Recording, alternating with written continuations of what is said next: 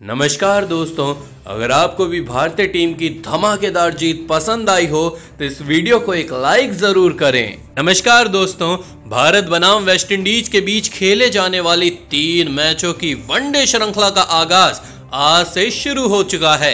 ऐसे में आज श्रृंखला का पहला वनडे मुकाबला वेस्टइंडीज के पोर्ट ऑफ स्पेन त्रिनिदाद में खेला गया। दोस्तों, इस पहले वनडे मुकाबले में वेस्टइंडीज के कप्तान निकोलस पूरन ने टॉस जीता और गेंदबाजी करने का फैसला किया और भारतीय टीम को पहले बल्लेबाजी के लिए आमंत्रित किया था।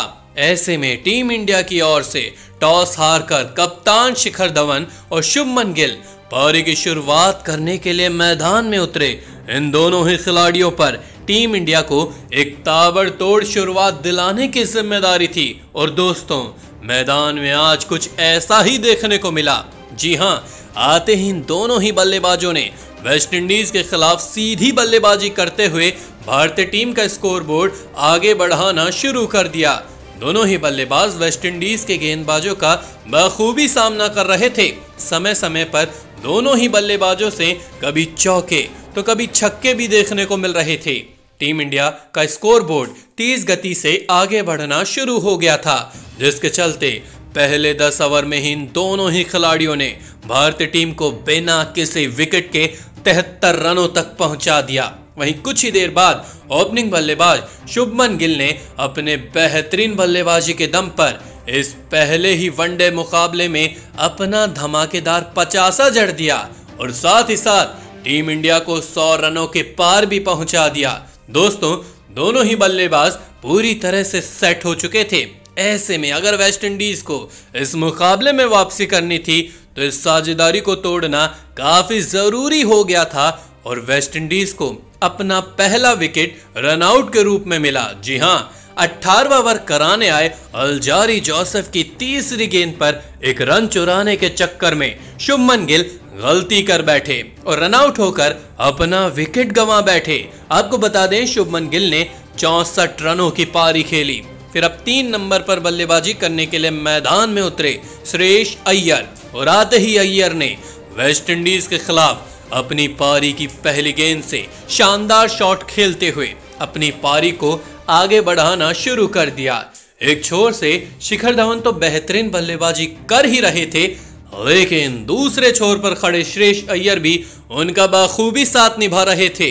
टीम इंडिया का स्कोरबोर्ड अब एक बार फिर तेज गति से आगे बढ़ना शुरू हो गया था और इसी के चलते टीम इंडिया ने जल्द ही 200 रनों का आंकड़ा भी पार कर लिया। दोस्तों, टीम के कप्तान यानी शिखर धवन अपने शतक के काफी करीब पहुंच चुके थे, लेकिन तभी 97 रनों के निजी स्कोर पर गलती कर बैठे और गेंदबाजी करने आए मोती की चौथी गेंद पर बड़ा शॉट खेलने के चक्कर में अपना महत्वपूर्ण विकेट गंवा बैठे। आपको बता दें, गब्बर आज मात्र 3 रनों से अपना शतक पूरा करने में चूक गए। वहीं धवन के आउट होने के बाद उनके साथी बल्लेबाज श्रेयस अय्यर भी उसके बाद ज्यादा देर तक मैदान में नहीं टिक पाए और 2 ओवर बाद वो भी निकोलस पूरन को एक आसान सा कैच देकर पवेलियन चलते बने। ऐसे में अब लगातार 2 बड़े झटके लगने के बाद मैदान में मौजूद थे सूर्य कुमार यादव और संजू सैमसन, लेकिन इस पहले वनडे मुकाबले में ये दोनों बल्लेबाज भी विंडीज के खिलाफ अपना बेहतरीन प्रदर्शन करने में पूरी तरह असफल रहे और अंतराल समय से पहले अपने विकेट गंवा बैठे, जिसके चलते अब टीम इंडिया का आधा बल्लेबाजी क्रम पवेलियन लौट चुका था। लेकिन इसके बाद बल्लेबाजी करने आए निचले क्रम के बल्लेबाज ने अपना शानदार खेल दिखाते हुए भारतीय टीम को 300 रनों के पार पहुंचा दिया और ये पहला वनडे मुकाबला जीतने के लिए वेस्टइंडीज के सामने 309 रनों का एक विशाल लक्ष्य खड़ा कर दिया। ऐसे में इसके बाद भारत से मिले हुए 309 रनों के लक्ष्य का पीछा करने विंडीज के 2 दिग्गज ओपनिंग बल्लेबाज होप और मेयर्स बल्लेबाजी करने के लिए मैदान में उतरे, लेकिन भारत के तूफानी गेंदबाज मोहम्मद सिराज ने वेस्टइंडीज की सलामी जोड़ी को ज्यादा देर तक टिकने ही नहीं दिया। जी हां, मैच के 5वें ओवर में होप को शार्दुल ठाकुर के हाथों कैच आउट करवाते हुए वेस्टइंडीज को पहला झटका दे दिया। आपको बता दें, होप 7 रन बनाकर आउट हुए। लेकिन इसके बाद बल्लेबाजी करने आए शमर ब्रूक्स ने ओपनिंग बल्लेबाज मेयर्स का काफी बेहतरीन साथ दिया और इन दोनों ही खिलाड़ियों ने भारतीय गेंदबाजों के खिलाफ सीधी बल्लेबाजी करते हुए 10 ओवर का खेल खत्म होने तक 1 विकेट के नुकसान पर 52 रन बना लिए थे। दोस्तों, वेस्टइंडीज के ये दोनों ही बल्लेबाज भारतीय गेंदबाजों का बखूबी सामना कर रहे थे और अब पूरी तरह से सेट भी हो चुके थे।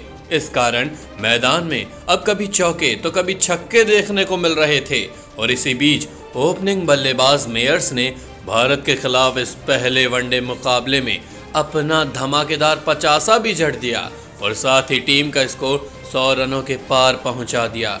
दोस्तों, धीरे धीरे अब ये साझेदारी भारतीय टीम के लिए खतरा साबित होती दिख रही थी, जिस कारण अब टीम इंडिया को इस साझेदारी को तोड़ना जरूरी हो गया था। और दोस्तों, ये काम करके दिखाया टीम इंडिया के जादुई गेंदबाज शार्दुल ठाकुर ने।